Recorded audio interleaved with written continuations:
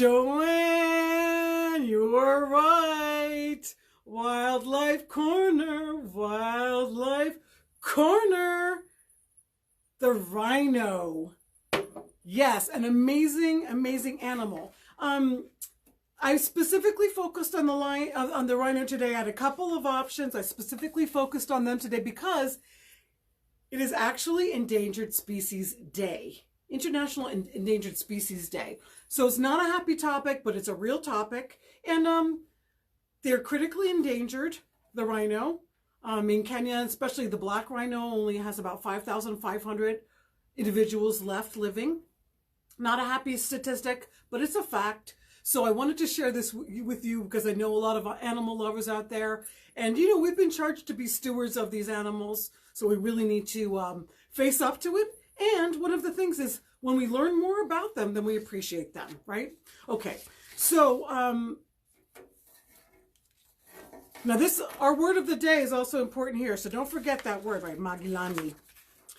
Looking for my Kiswahili word for rhino.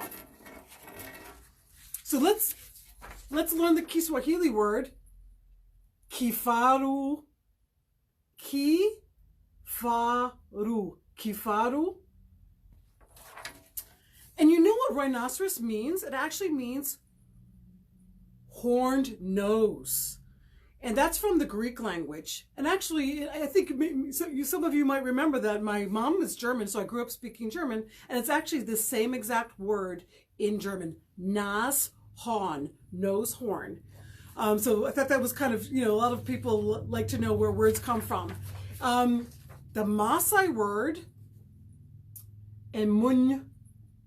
Emun. Now you might hear me making a funny sound, the ending N sound. It's not just a normal N, emun. No, it has a funny kind of like a little ny at the end, emun.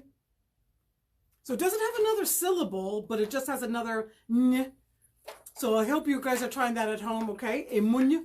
Okay, so now what are some of the characteristics of a rhino? First of all, the first thing that my colleague Sadera told me, Zamasai told me, they're brave, very brave and very strong. That's what the Maasai people say. So they'll say, Ena, Emunya,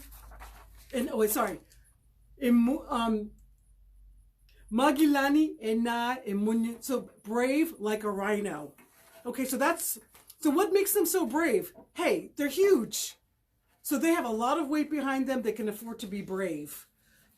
The white rhinos, we have them in Kenya, they can be up to 5,000 pounds. The black rhino, slightly smaller. The biggest it goes up to is about 3,500 pounds. They're very strong. They do not actually have the adult rhinos do not have a predator. So they can ward off a lion. They're huge, they're fast. They can also go up to 35 miles an hour. Their horn is very sharp. They're very fierce. And they ferociously protect their babies. They have a gestation period of 16 months, 15 to 16 months. And guess what? After you've had a baby for that long, you're going to protect it, right? I mean, any mother wants to protect their child, but even more so when you've had, you've had to have that baby inside you for that long. So as I was saying, in Kenya, there's two species, the white rhino and the black rhino. There's actually 3 other species that are in Asia. One of them is the Indian rhino. Then there's the Sumatran rhino and the Javan rhino. And a few of those, like the Javan one, apparently is quite a bit smaller. I've seen a rhino once. I saw it actually in Tanzania. They are built like tanks. They've got tiny stubby, like short stubby legs. And then when they run, they kind of move like this because their legs are so short and strong.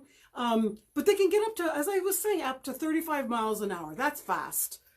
You might look at them and say, wow, those creatures look like they've been on this planet for a long time, and they have. They actually originate from the mid-Miocene period. So they've been on this planet for about 15 million years, that species.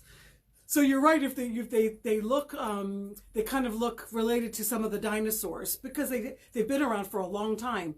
The other thing is, if you read about them, you'll find out actually they were woolly rhinos. So there's a lots of ones that went extinct, different subspecies, different species and subspecies. But we do have 5 with us still. And so we really need to protect them. And let's be fascinated by what we learn so that we can, really preserve them. They're often shy. You don't see them. They don't come, out in the middle of a lot of other animals. They're often solitary.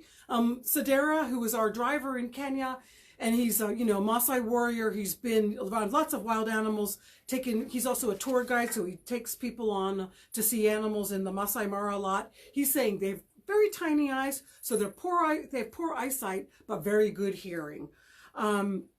They can fight, when they're protecting their animals, their calves. So they don't have, as I was saying, they don't have animal predators, but they do have human predators. So humans have poached a lot of them. And the reason why people like to kill them is because they just want that horn. In certain Asian cultures, they actually grind up the horn and use it as a medicine. They think it has some medicinal qualities. But to me, I can't imagine anything sadder than seeing that huge and beautiful animal killed for just the tiny horn. Just doesn't make sense. So anyway, I think that, we really need to work hard together to conserve our beautiful animals. And I know that, all of you animals lovers out there are with me on this. And so let's just remember one of the qualities of rhinos, of kifaru. They're very magilani, very brave. They're willing to face up to predators to be able to protect their young. And I think that's a very admirable quality. Okay, well, that wraps up our wildlife corner. Oh, but wait, I have another interesting fact. I was asking Sadera about, anything more in Maasai about rhinos. He was saying that actually outside of Nairobi, right outside of Nairobi, there's a very famous livestock market. It's a very crowded area now. The current name for it is Dagoretti. Guess what it used to be called? It used to be called Njoro Emunyu, the spring of rhinos. So that means that used to be a watering point for rhinos. So right near where Nairobi is today. So I thought that was very interesting, since it's such a congested city area now, but it used to be full of rhinos. So that just shows you that human wildlife interaction has been going on for a long time.